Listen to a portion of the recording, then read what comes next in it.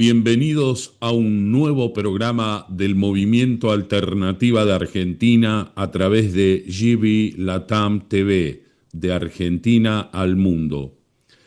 La Argentina está atravesando un proceso delicado que tiene varias aristas, donde vemos que se ha devaluado por sobre todas las cosas la vida. Y hay una construcción mediática que tiende a minimizar o llamar daños colaterales, mientras vivimos una política de entrega, a veces pasando por encima de una constitución que parece olvidada o guardada bajo llave. En virtud de todos estos problemas, hemos invitado a Osvaldo Mario Nemirovsi, licenciado en Ciencias Sociales y Humanidades, ex legislador provincial de Río Negro, ex diputado nacional, ex coordinador general del Sistema Argentino de Televisión Digital Abierta. Y bueno, le agradecemos su presencia a Mario, le damos la bienvenida y queremos conocer el diagnóstico desde su punto de vista y de su experiencia. ¿Qué tal, Horacio? Buenas tardes.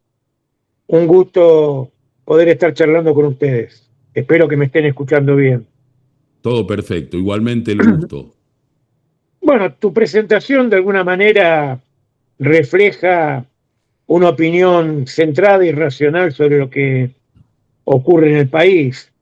Yo no puedo tener una mirada muy alejada de cierto sinsabor, de cierta preocupación por los últimos años de lo que pasa en la Argentina, por la situación social, económica, cultural, que está denigrando, degradando nuestra forma de vida. No es patrimonio exclusivo de estos últimos 2 años, quiero ser claro en esto, pero sí la agudización y el agrandamiento de los malestares económicos, sociales y culturales pasaron y pasan en estos últimos 2 años porque tiene que ver con un modelo de gobierno que aplica desde una ideología muy concreta, que es el libertarismo, que es el anarquismo capitalista, que no lo estoy juzgando desde una opinión mía, estoy describiendo lo mismo que dijeron los que ganaron las elecciones con Milei a la cabeza. Somos anarcocapitalistas, somos libertarios, venimos a destruir el Estado y vaya si lo están cumpliendo. La destrucción del Estado se hace y se lleva adelante día a día, a día a día. Todos los días hay alguna estructura chica, grande, que desaparece de la ubicación que en el Estado tenía para servir a algo. Ayer, por ejemplo, le quitan al INTI, al Instituto Nacional de Tecnologías Industriales, la capacidad de control de los alimentos y las bebidas. Y va a pasar a manos privadas, que son quienes van a controlar a otros privados. No invento yo, es una ley del capitalismo que las empresas privadas tienen como numen central y como objetivo único el lucro, la búsqueda del lucro. Entonces yo creo que el que tiene que controlar la calidad de alimentos y bebidas es el Estado, que no tiene la búsqueda del lucro. Cuando lo pasen a controlar los privados, va a ser peligroso para la seguridad, para la salud, para el bienestar de los argentinos, que no haya un control que garantice ecuanimidad en lo que bebemos y en lo que comemos. Es parte de lo que se destruye el Estado. Hoy el INTI, ayer el CONICET, antes de ayer el Garrahan, antes de ayer las universidades. Bueno, no es una mirada sesgada políticamente la mía, es una simple narración de cosas que uno lee en los diarios todos los días. Sí, y le vamos a agregar también el SENASA, lo cual costó el Claro, corte de venta de carnes a China y quedaron 200 toneladas flotando que iban a ser exportadas y que hoy por hoy no se sabe cuál es el destino. Seguramente la heladera de los usuarios de Argentina no va a ser el destino. sí. Pero ante todos estos fenómenos que estamos viviendo estos días, sobre todo en esta Patagonia tan expoliada, ¿no? Y tan puesta a la subasta en los tableros internacionales, le quiero hacer una pregunta. Usted está viviendo en Bariloche y desde su punto de vista, estas últimas votaciones, yo no sé si uno es demasiado suspicaz, pero se cobraron los sueldos en muchas provincias el día 9 después de la votación de Glaciares. Como que la pregunta apunta a ver si desde su óptica regional los gobernadores son cómplices o son rehenes de esta situación de entrega. Bueno, los efectos de una mirada amable y filosófica, no importa qué rol juegan, si son rehenes o si son cómplices, porque en definitiva lo que hacen es apoyar medidas que van en perjuicio del país, que van en contra del trabajo, que van en contra del resguardo de recursos naturales, como es el tema, por ejemplo, de los glaciares.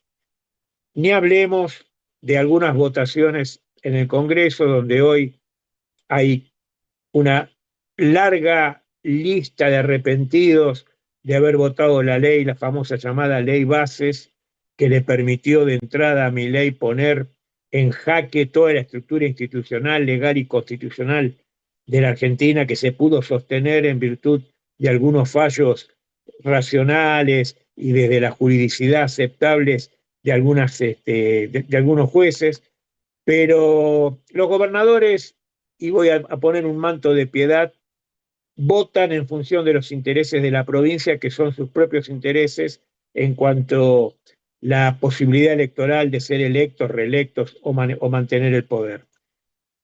Está mal, está bien.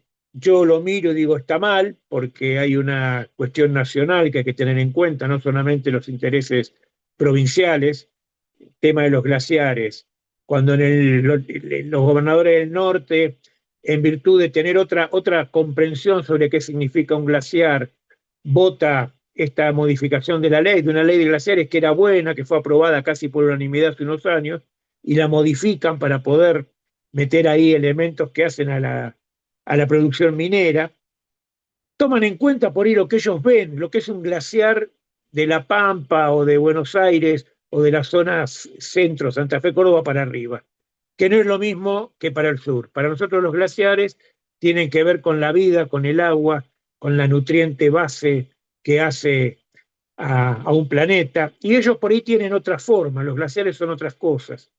Y aparte le unen el interés del desarrollo minero, que no está mal, pero que está mal llevado en todo el país porque no genera, no es un recurso de trabajo intensivo.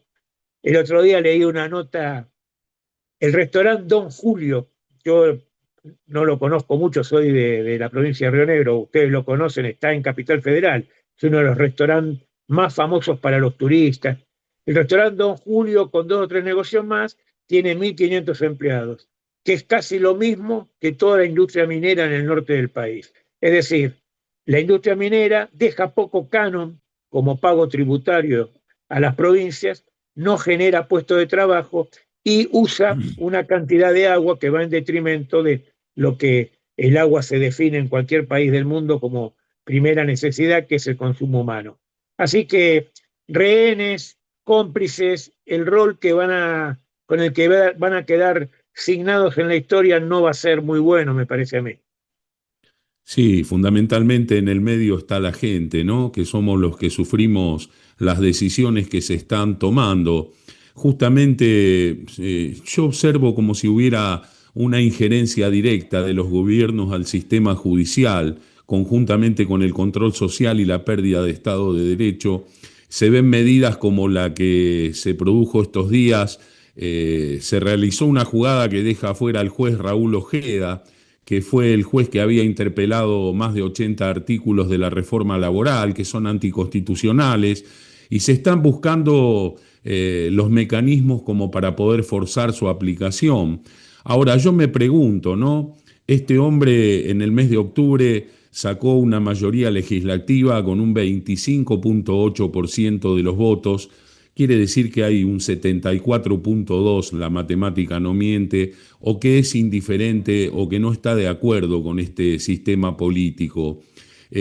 ¿Cómo usted piensa que se puede revertir? Porque esto de la justicia, coincido con lo que usted decía, algunas cosas no son de estos últimos 2 años, hay que ser concreto, el manejo político en función de los actos de gobierno ha empezado a tener una cierta dependencia a la justicia del gobierno de turno y este gobierno no es la excepción, sino que agudiza. ¿Cómo ve usted la posición de la gente que por ahí permanece indiferente ante estas cosas que costaron tanta sangre, no los derechos adquiridos? Bueno, yo en general tengo una mirada de mucho respeto por los tiempos que tienen ciertos espacios numerosos. Llámese, para dar una definición sociológica dudosa, el pueblo. Digo dudosa porque es la categoría desde la sociología más difícil de poder definir y describir, pero digamos, es una categoría colectiva, el pueblo, la clase trabajadora. Yo soy muy respetuoso de sus tiempos. Yo no diría, no me atrevo a decir ni que están dormidos, ni que hay que llamar a despertarlos. Yo en general discuto mucho con Noam Chomsky. Discuto yo desde mi casa, él ni se entera quién soy, por supuesto, no tengo la mínima importancia que tiene Noam Chomsky, que lo reconozco mucho como lingüista, pero desde lo político es un hombre que hace 30 años viene advirtiendo sobre cosas que cree que los demás no entienden. Entonces dice, despierte el pueblo norteamericano, despierten los pueblos, porque entonces él se convierte en el único que sabe lo que los demás no saben. Yo discuto mucho con amigos y compañeros míos, colegas. Yo creo que los pueblos, la clase trabajadora, tiene sus tiempos y sabe dar las respuestas adecuadas y con contundencia en el momento que hay que darlas. A lo mejor lo que falta son tres cosas, me parece a mí, Horacio. Un liderazgo político, no importa de quién, un liderazgo político de la oposición, que genere la idea de que se puede conducir a ese pueblo, a esa clase trabajadora. Yo, mirá, viajé a Buenos Aires para estar en la marcha del 24 de marzo. Quería participar por los 50 años en el acto más grande, si bien en mi ciudad se hizo y fue muy numeroso. Y vi tanta gente y me imaginé, digo, quién es el que conduce todo esto que es diverso? Porque la verdad que no estaban solamente opositores al gobierno de Milei, no había solamente peronistas o kirchneristas o socialistas, no, había un montón de gente que fue porque repudia el golpe de Estado del 24 de marzo, porque repudia la dictadura, porque defiende los derechos humanos. Bueno, quien sea capaz de conducir ese variopinto esquema cultural, social, político, tiene grandes chances de tener competitividad electoral. Eso es una cosa.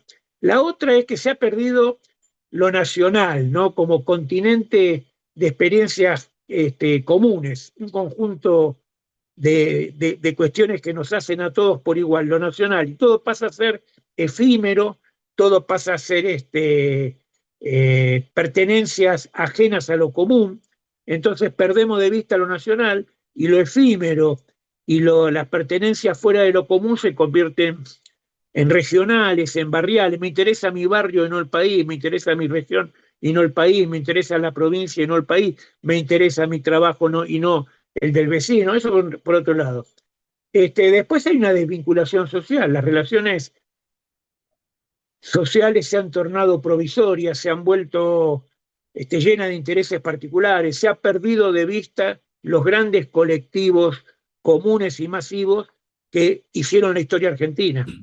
Entonces me parece que todo eso provoca esto que vos mencionaste cuando me preguntaste. Otro de los problemas que estamos enfrentando, y usted como hombre que fue coordinador general del Sistema Argentino de Televisión Digital Abierta, le hago una pregunta: ¿cómo ve todo esto que está pasando con la anulación del Estatuto del Periodista, con el impedimento a periodistas al ingreso de casa de gobierno, con periodistas de muchos años famosos que han mencionado la situación y se han posicionado respecto a lo que está pasando en Palestina y eso les costó tener que salir de los medios. ¿Estamos viviendo una suerte de dictadura camuflada? Bueno, veo mal esa situación que describís, la veo mal. El tema, si no fuera dramático desde el punto de vista de la libertad de expresión y de derechos fuertemente consolidados en la Argentina como el periodismo, si no fuera tan dramático, sería risueño ver que le quitan la acreditación a ciertos periodistas en la Casa Rosada, periodistas que se han cansado de halagar al gobierno, periodistas que se han cansado de escribir hasta falsedades para quedar bien con el gobierno. No, y cuando los tocaron a ellos, le quitaron la acreditación porque supuestamente el medio al que pertenecen había caído bajo la influencia de una red rusa de desinformación.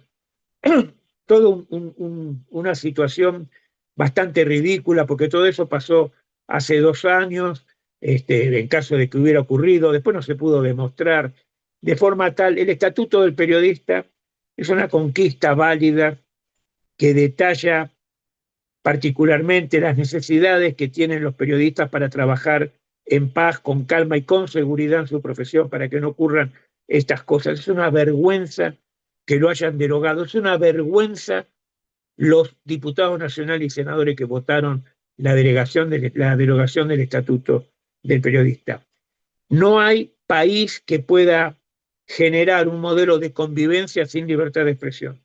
La libertad de expresión, la libertad de prensa, tiene que ver con una cotidianidad a la cual estábamos acostumbrados desde por lo menos 1983, son 50 años, 43 años, que nos acostumbramos a una práctica y una habitualidad de poder leer lo que cada uno quiere escribir, de poder decir lo que cada uno quiere. Tiene que ver con eso esa libertad de expresión, no para un medio o para un periodista, tiene que ver con nosotros, con los que queremos leer lo que nos interesa y queremos decir en el medio que sea lo que nos interesa. Yo creo que el gobierno, y voy a tu última pregunta, no es una dictadura. Tiene rasgos autoritarios, represivos e intolerantes. No llega a lo que es una dictadura, que la dictadura se asienta básicamente sobre la criminalidad de los actos de gobierno, y aparte porque acá va a pasar lo que pasó antes de ayer en Hungría. ¿Era Orbán un dictador? No. ¿Por qué? Porque hubo una elección, perdió y se va. Yo no conozco ninguna dictadura donde haya habido una elección y se van. No pasó en la historia con ninguno de los grandes momentos en que las dictaduras se hicieron presentes, como la década del 20 y del 30 del siglo pasado. No pasó con el comunismo, con el nazismo, con el fascismo, con el franquismo, con Oliveira Salazar. No pasó con los militares en la Argentina, no hubo elecciones que lo saquen. Cuando hay una elección que puede sacar un gobierno, no es una dictadura. Ahora, que tiene formas autoritarias, represivas e intolerantes, sí, las tiene. Que tiene un modelo económico similar, casi igual al de la dictadura, sí lo tiene. Y por eso es muy peligroso y por eso hay que enfrentarlo. Sí, fundamentalmente muchas leyes, como usted decía, que están desde la época de la dictadura y que no han sido sacadas del tablero, ¿no? Como la ley Bueno, de pero en el entidades medio financieras. estuvimos otros en el gobierno y no la sacamos tampoco. Sí, la ley de entidades financieras es un fiel Bueno, ejemplo del dominio del bueno, capital financiero internacional y del imperialismo a lo que es así nuestro es, país. así es. Pero no le vamos a Eh, echar la culpa a quien está hace 2 años, cuando hace 43 años que por no pudimos eso, sacar esa ley. por Es una eso, sí, responsabilidad nuestra. justamente. Yo, para ir cerrando la entrevista, Osvaldo, quisiera, lo van a escuchar a través de este canal en todo el mundo y a través de Humanidad a dónde vas en 4 provincias, ya estamos en sexta temporada, y quisiera que nos regale una reflexión final de lo que usted piensa que es importante que conozca la gente o su pensamiento respecto a la posición que hoy por hoy estamos viviendo y hacia dónde debemos apuntar desde su punto de vista.